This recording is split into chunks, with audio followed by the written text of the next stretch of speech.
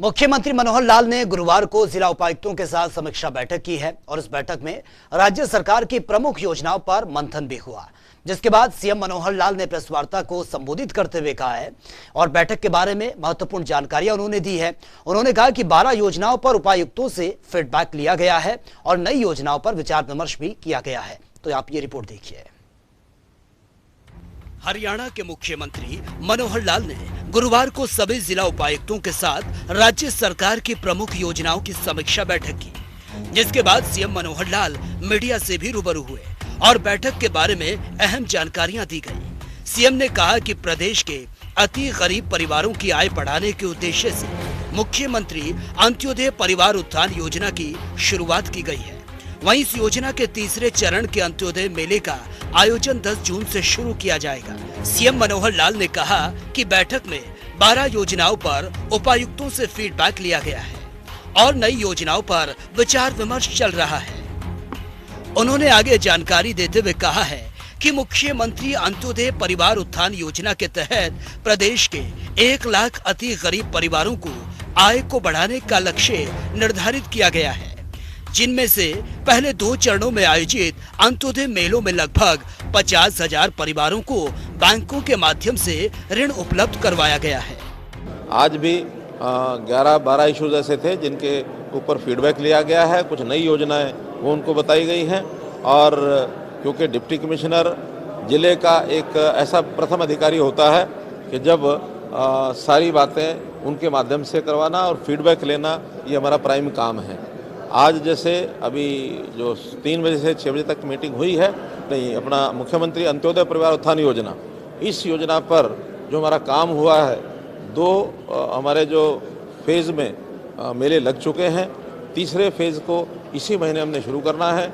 जो 2 फेज़ के रिजल्ट्स हैं उसकी समीक्षा की गई है, क्योंकि कई हिस्सों में वो काम करना पड़ता है। मेले लगाना, परिवारों की पहचान करना और डिपार्टमेंट्स के माध्यम से उनको योजनाएं बताना, उसको अप्रूव करना, फिर बैंक से उनकी सहायता करवाना, बैंक्स के माध्यम से कितने लोगों को लोन मिलेगा, फिर उन्होंने डिस्बर्समेंट और डिस्बर्समेंट के बाद भी वो लोग अपना उचित काम कर सकें, तो ऐसे डिपार्टमेंट की ओर से उनके ऊपर एक ऐसी टीम, संरक्षकों की टीम हम लगाते हैं ताकि जिस काम के लिए किसी व्यक्ति ने पैसा लिया है उसका ठीक उपयोग करे और अपनी आय बढ़ाए।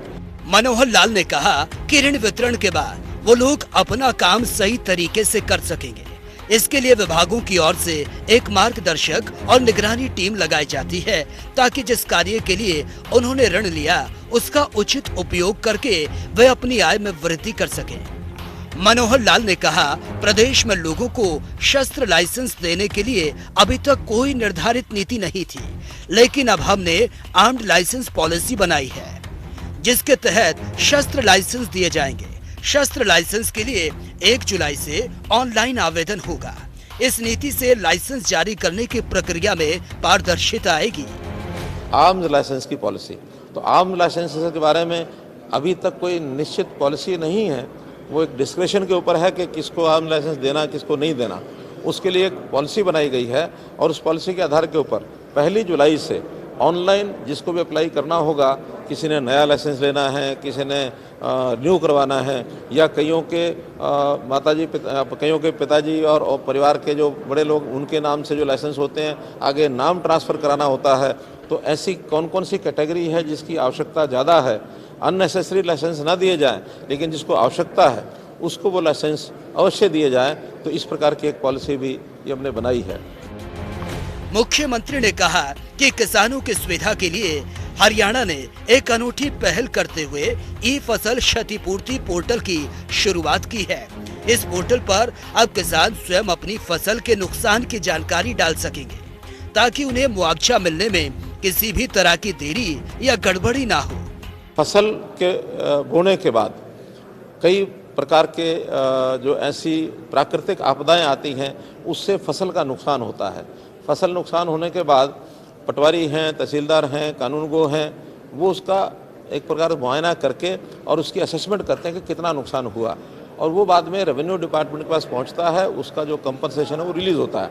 अभी तक किसान को पता नहीं लगता था कि मेरा कितना जो नुकसान है उसको दर्ज किया गया है, उनको जानकारी नहीं हो पाती थी और कभी कभी तो नुकसान होने के बाद और उनका मुआवजा मिलता भी नहीं था। कई प्रकार की ऐसी जो बातें रह जाती थी जिसके कारण से उनको संतुष्टि नहीं होती थी। हमने प्रावधान किया है कि अब सबसे पहले जो उसका नुकसान हुआ है तो उसकी जानकारी किसान खुद देगा, उस पोर्टल में अपनी एंट्री करेगा कि मेरे इस खेत में इतना नुकसान हुआ है, और उसके 3 दिन के बाद इस प्रोसेस को सरकारी तरीके से शुरू कर दिया जाएगा। मुख्यमंत्री ने कहा कि प्रधानमंत्री नरेंद्र मोदी ने देश भर में अमृत सरोवर योजना शुरुआत की है, जिसके तहत हर जिले में 75 अमृत सरोवर बनाए जाने हैं। राज्य में इस दिशा में तेजी से काम किया जा रहा है।